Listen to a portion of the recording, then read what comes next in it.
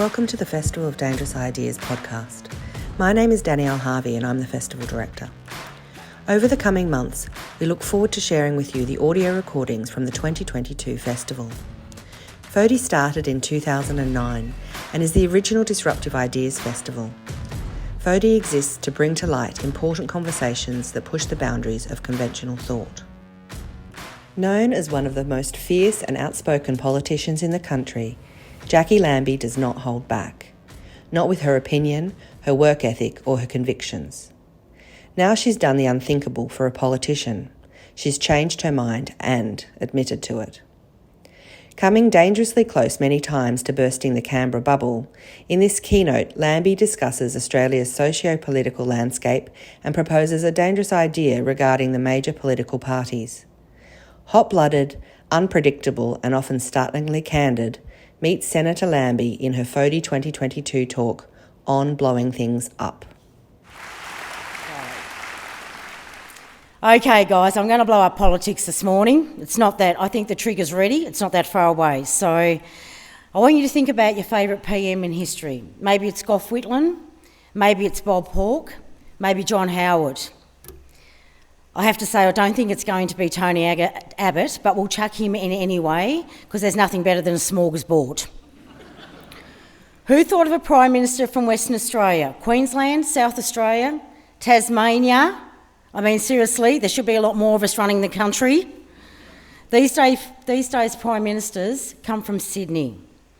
Over the last 30 years, we've only had 6 with Prime Ministers from outside of Sydney. That would be Kevin Rudd and, of course, Julia Gillard from Melbourne. The last election was fought by 2 blokes from Sydney. How about that?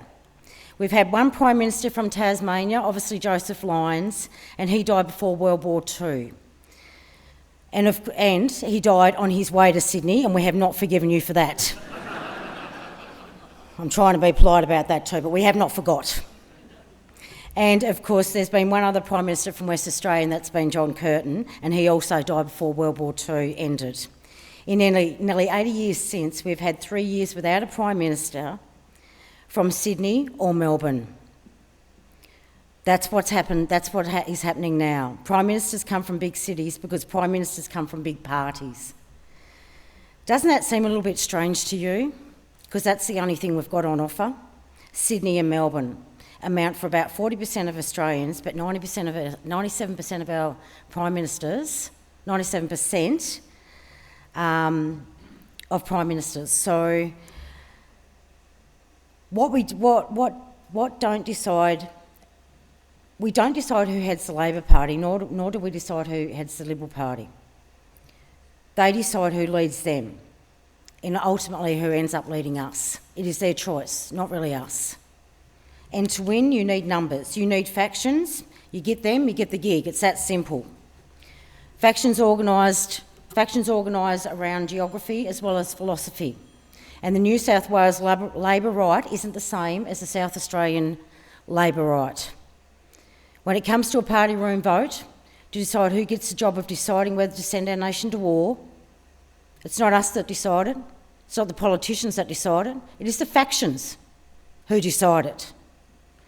But the party room vote works on a head count. So if New South Wales right picks candidate A and the Queensland right picks candidate B, you can guarantee that New South Wales will win out. There's more seats in Sydney and Melbourne, so those states decide who becomes PM. If John Howard was from Tasmania, I can assure you he would never have been PM. If Bob Hawke had been representing Darwin, he would never have been PM either.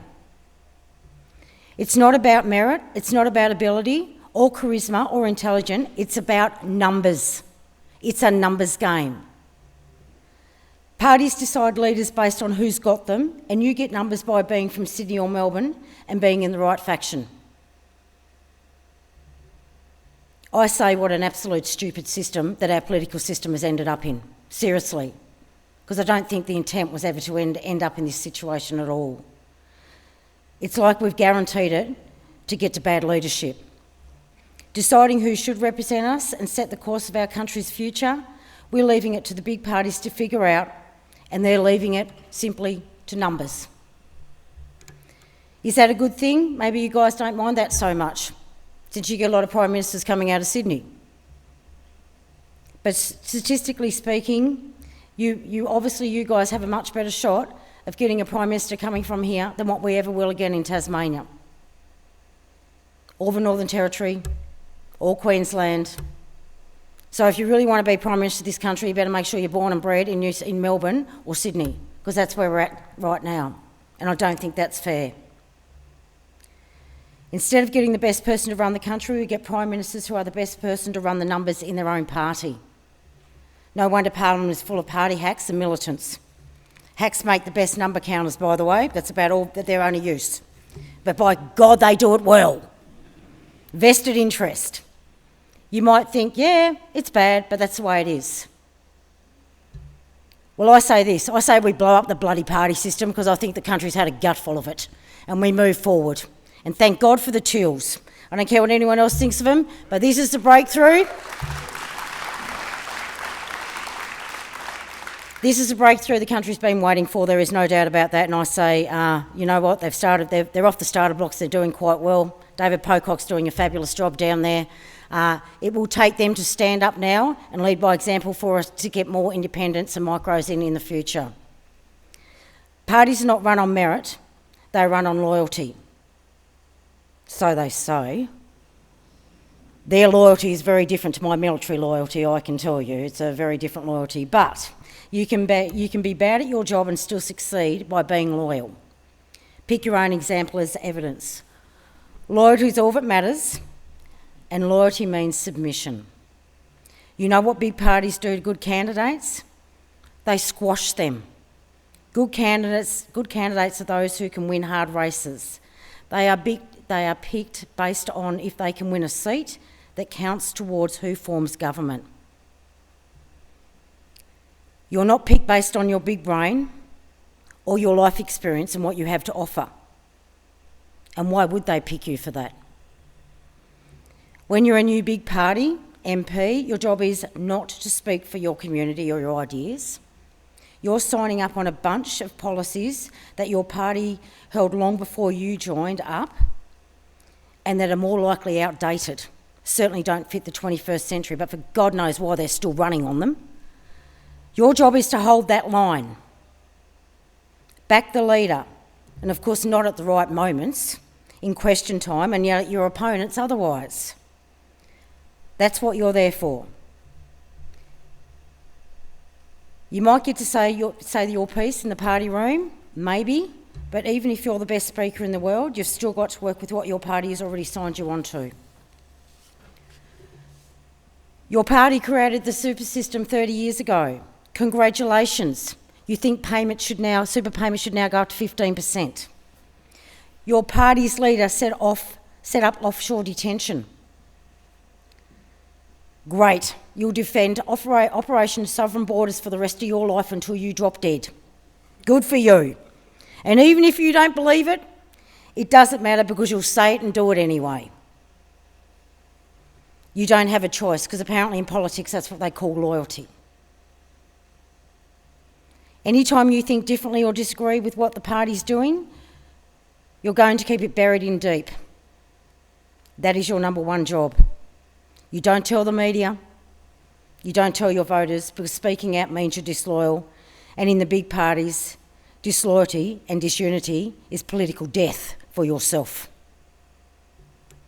You might think you can live with pulling your party in the right direction, fighting for your voters from the inside. I don't know, I think they learn very, very quickly after a few months of doing their first speech when they're going to change the country in a matter of hours, that that is not how it's going to work with inside the party structures, because that is not how it works. If one person could shape the party's philosophy or direction, the parties would have no reason for existing. Parties exist to be resistant to getting pulled in new directions. Big parties aren't flexible enough to have everyone pushing in different directions, God forbid. And when one of your MPs speaks for Hunter and another for Sydney, you can't let either of them call the shots. Both have to be reined in, brought back from what they really think and away from what their voters want them to actually say. That's why the parties move so slowly. My God, if they moved any slowly, if they moved any slower, I can tell you I'd be bloody comatose. Honestly, I've never seen a business model or anything run like it runs in Canberra. You have no idea. If they changed on a dime every time a new cohort of MPs were elected, their brands would be damaged forever. Voters wouldn't be able to say what they stand for. You put off the people in Sydney if you give too much to Hunter, and the people in Hunter don't want to see Sydney voters win out either. So as one person, one MP, there's no way you can stand up for your electorate against the momentum of your party.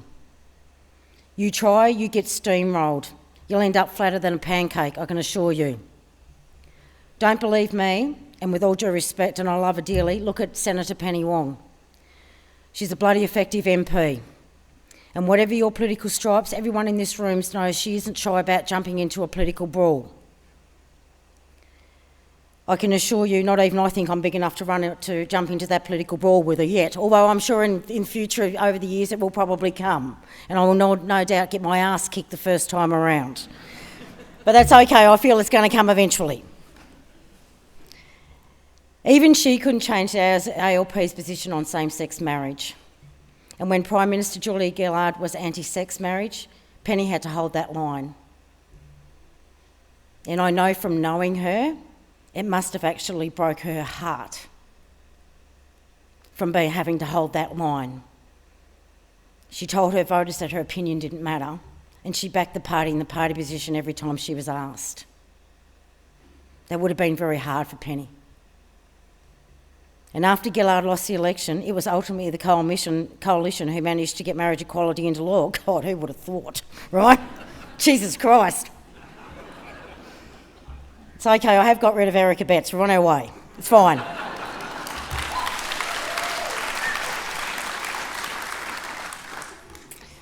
It's not just that individual MPs make the decision to toe the line. It's parties that insist the line gets towed. They do this on purpose. Parties know that their biggest threat in people is people thinking for themselves. God forbid. Imagine what would happen to the country if actually let members of parliament think for themselves, so? Jesus, that'd blow it up in a matter of minutes. Look out. And you know what happens when a Labor MP steps out of line with the Labor Party's position? They get kicked out of the party. But don't worry, it's very democratic up there in Canberra.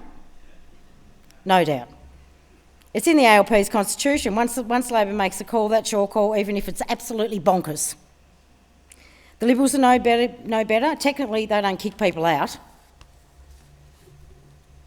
They just hound you until they can break your human spirit.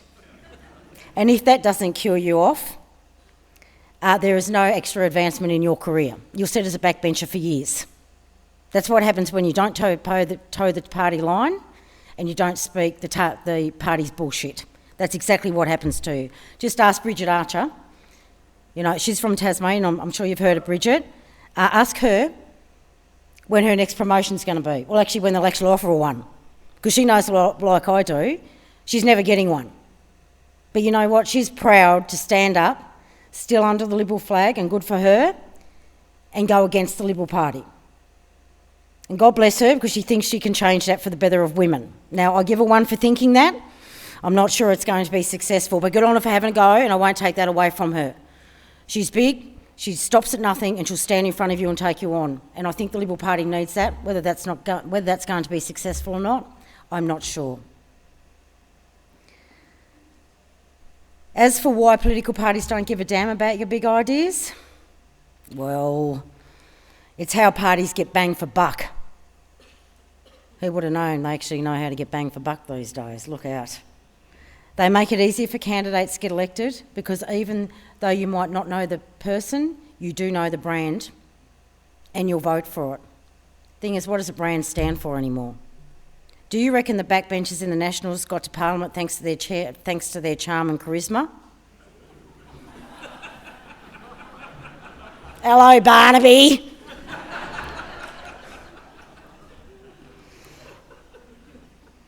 Okay, no more said about that. Do you reckon they'd be sitting in the House of Reps on 200,000 a year if they ran the campaigns themselves with their boots on? Oh, come on. You don't get elected off your own back when you run for a big party. You get elected off the back of your party brand. Look at when MPs leave their old party and strike out as independents. Do you know how many of them are still around today? Well, I'll give you a hint. There's one, and I'm standing here in front of you. And I never left a major party. When you vote for a big party, you're voting brand over brand ambassador. And any MP who forgets that will get a nice friendly reminder and get a fair boot up their arse, because that's how it works. All this is about why parties are bad. But let's go to why they're bad for you as well, and myself. Because even though somebody gave me a title, I'm still a voter. Safe seats don't matter to parties because they expect you to vote on the party brand, not the person. The parties are banking on you not noticing their pick is a hack. They can choose the worst, most boring candidate in the world, and 9 times out of 10 they'll get elected into a safe seat. As a reward for your loyalty, you'll get sweet nothing at all back if your MP makes it into government, especially in a safe seat. But thanks for voting for them. There's no way your safe seat will get first dibs when government's splashing out the cash or sports rorts. It's all over. At least you can thank your lucky stars that you aren't in a safe seat for other guys. The only seats that matter less to Labor than safe Labor seats are safe Liberal seats. I'm sorry, but with Labor in power, Cronulla and Hornsby aren't getting a nice new swimming pool anytime soon. And the Cronulla Sharks aren't on a win either. If you're loyal to the party in government, you're ignored. If you're loyal to the party that's not in government, they don't ignore you so much as actively hate you. That's how party accounting works when you're in a big party, all about the numbers. You might think this all makes sense because the brands are good at reflecting the product, but you'd be wrong. Parties are shorthand ways of saying what people in the party care about. You're supposed to be able to look at the party allegiance of any given MP and know, based on the label, what they supposedly believe in. Every single one of them believes in the same thing. But that's changed a lot over the last few decades, and it doesn't seem to mean anything anymore. Too much, and hopefully that will continue. So here's an example. Is it socially progressive to support a voice to Parliament? After all, the Prime Minister does, and the opposition doesn't seem to. We're all friends up there, by the way. Okay, we're not, or whatever. But what do Adam Bandt and the Greens reckon? Their Indigenous senators are pretty lukewarm on the idea and reckon it's a waste of money. If you are socially progressive, you want to vote for a progressive party, it's because you want them to do progressive policies. The Greens are supposed to be a progressive party. If you trust them to do progressive policies and you didn't know their position on The Voice, you trust them to take the progressive position, right? So tell me, shorthand readers, what's the progressive position? The one held by the more progressive Greens or the one held by the less progressive Labor? It's the same when it comes to economics. You can't guess which way the parties will go. Hey, remember when the Liberals really cared about the budget deficits, right? Remember the smorgasbords I was talking about before with Tony Abbott and his first budget cut? We called it the horror bloody budget. Because, God, it was horrible. So that first budget cut a Joe hockey-sized hole in everything because we had a budget emergency and we had to live within our means. And when the pandemic went or hit, that went out the window and they shoveled billions out the front door and opened it up. Lovely. JobKeeper, $89 billion. We spent over $110,000 for every job that we saved. And the AFR looked at people working at best and less. It found we paid enough JobKeeper money to best and less alone to cover the full wages of every one of their workers in New South Wales for 15 months. I guess the Libs will have to sell a few more of those back in black mugs to cover the $1 trillion of debt.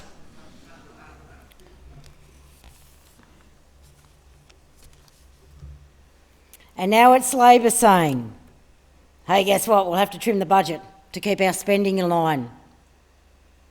Budget emergency still, you see. Got to live within our means. But wait, that's only those living on or below the poverty line. Wait, you've got to live within your means, whatever means that is, not much. But all the rich people out there, about 5 or 10% of them, in the next few years going to get a nice big tax cut, because apparently they need that to live within their means. That is going to cost the country over 10 years $250 billion. Yet I've got a leader of the Labor Party that's progressive, that thinks that we should not give, the ones that went out there for 3 years, promised JobKeeper, promised to raise, get into Parliament, get elected, and guess what? How's JobKeeper going out there? Oh, sorry. JobKeeper. Seeker. Job seeker, my apologies, job seeker. You know, we've got those people living on or below the poverty line, they're living on benefits out there. They promised them that they would get pay rises, and they still have not done that, but they're happy to give more money, $250 billion out for 10 years to the richest Australians. Okay, and all the politicians, of course. We get that as well. And I can tell you where I'd rather mine go, because I know where it's going to be needed, especially over the next few years, and we can already see it. The price of petrol, the price of groceries, the price of power bills. You know, it's pretty sad out there. So parties encourage you to vote brand, and you get dubbed when you do. This is what I'm saying. Parties are not on your side. They aren't your mates. If you want a politician as a mate, seriously, go and buy a dog. Okay? Or a cat. And they're playing you for mugs, and we're actually letting that happen. Parties reward MPs for towing the line publicly. They punish the ones who don't, and they don't let them change things from within either. They do this to maintain the brand. They use the brand to campaign on the idea that you don't need to know who you're voting for. All you need to know is that they belong to the party. So you vote based on brand and you get burnt because the brand doesn't match the product. A political system without major parties is a better political system. Either way, we've got nothing to lose. And MPs would have to stand up on their own 2 feet, talk to people, figure it out, what way they should vote for themselves and their voters. I don't want you to tell the other parties this in the backbenchers, but that actually have to do some work. All right, now I want to take it easy because I don't want to scare the bejesus out of them. You'd have real political debates, and in those debates, compromise. Compromise is viewed as bad, apparently, when it means you're getting less of what you want than what you get if you refuse to compromise. Common sense in that, isn't there? And got everything you wanted. But a system where you refuse to give an inch to any opposition and you end up getting whatever you want to happen, that is called a dictatorship. It's funny how many people are relaxed about a dictatorship, so long as they get to pick the dictator. Political power would exist in the centre and ministers would be elected by the people in Parliament. The person who leads the country would be the person who can convince the most independent MPs to get behind them and their vision, and whether they believe they can actually follow through and get the job done with their vision. Independents would get to compare the priorities of different leadership options, just like shoes in a shop. They decide which one they supported based on what their community's values are. They'd back one, you'd end up with a government. The government would be shored up with a collection of alliances and agreements. It would be fragile. But you know what? Good. Good. Every single person in the Senate and the House would have a shot at the balance of power. Thank God. It wouldn't be up to me or others on the crossbench or anyone else who happens to find themselves being treated like a piece of meat in between a bloody hamburger. Between the big parties. We'd all be independents. God forbid we'd all have to work together.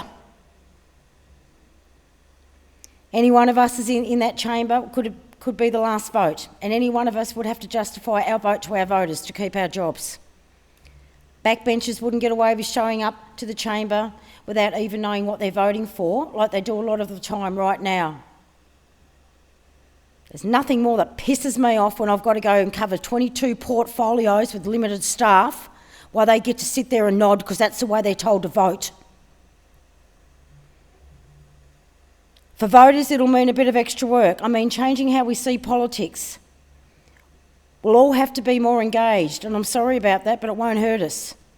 And we're all going to get some more extra homework to do, not just the politicians. And I think that's a good thing for the country, to be more democratically engaged.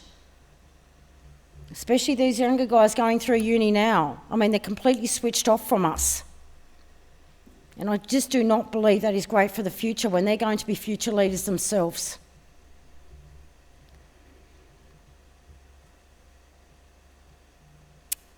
Parties aren't really much chop because they let you vote shorthand for ideas instead of people, and people get used to voting for ideas instead of people because you're told that's what matters.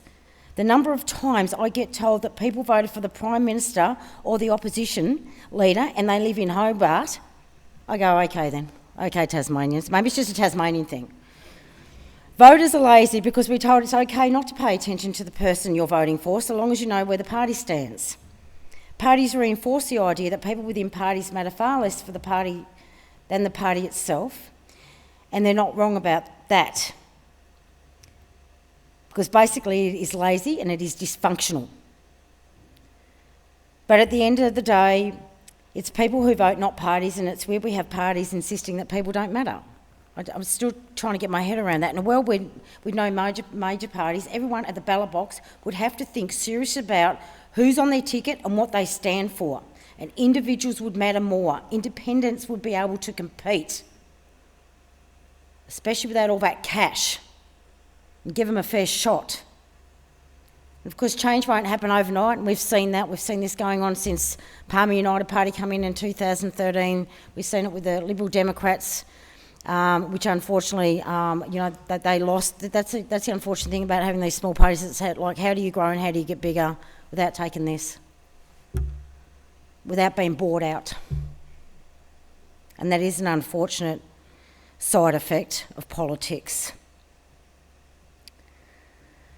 So like I said, change won't happen overnight. So make it happen over the next 3 years. Like I said, the Tills are giving you a bloody strong start. They're doing well. If every seat is decided by a tiny margin, parties will have to focus on every seat. Every seat, every electorate.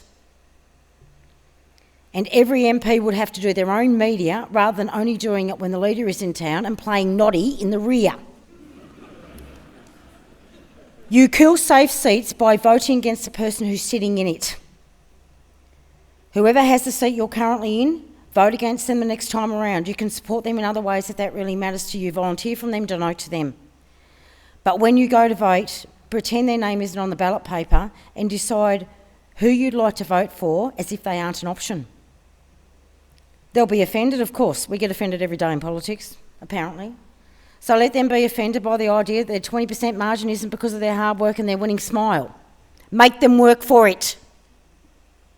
Only we can do that as voters. You've got to make them work.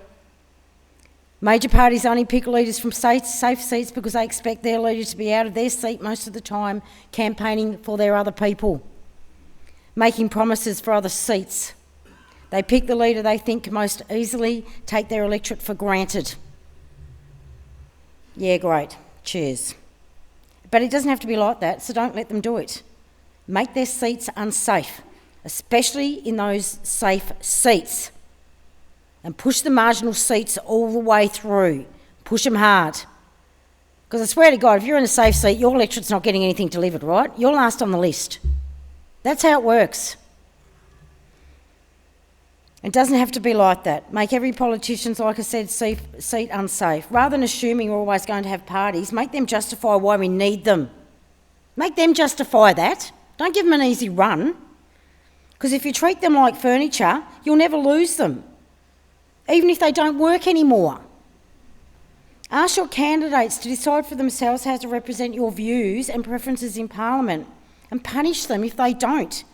Punish them for sticking with their party and for not standing up for the electorate first and foremost.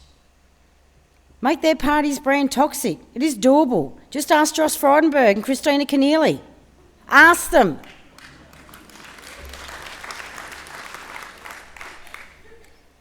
Big parties think that they have all the power. It's not the politicians, it's the parties. But you guys in this room, you are the voters who can take that away from them. You're their boss. They are not yours, you're their boss. And I think they've lost sight of that.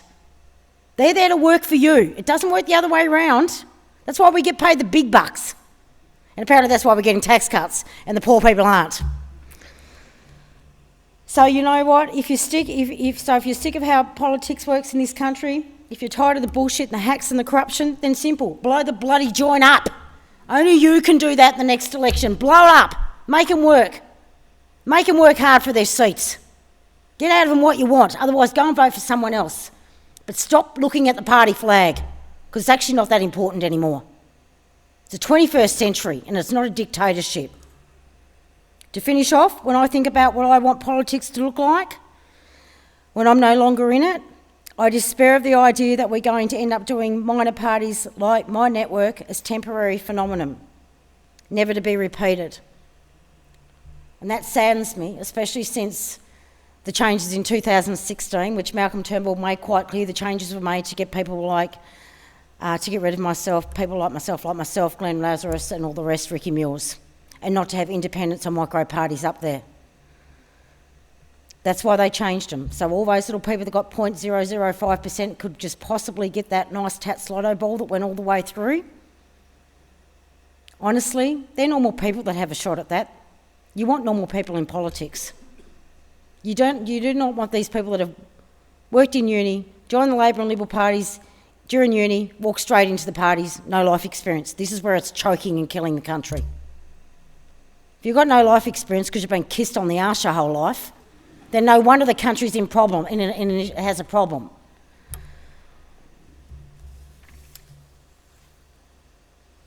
And I actually reckon a coalition of small parties and independents with all that life experience could do it a lot better.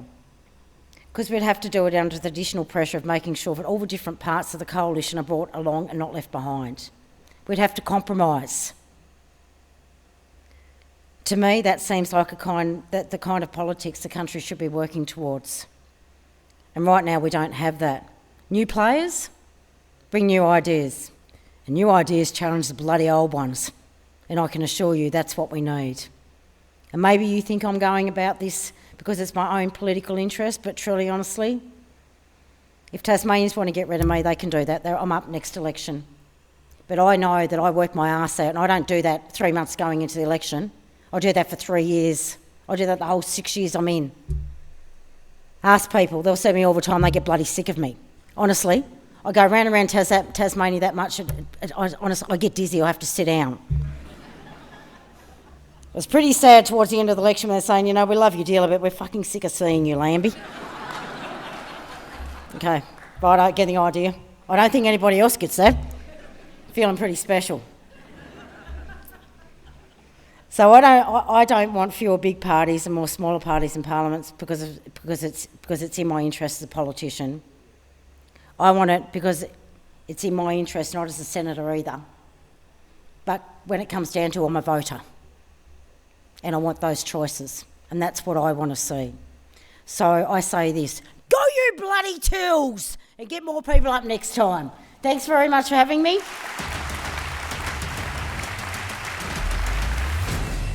This session was recorded live at Carriageworks, Sydney. The Festival of Dangerous Ideas is presented by the Ethics Centre.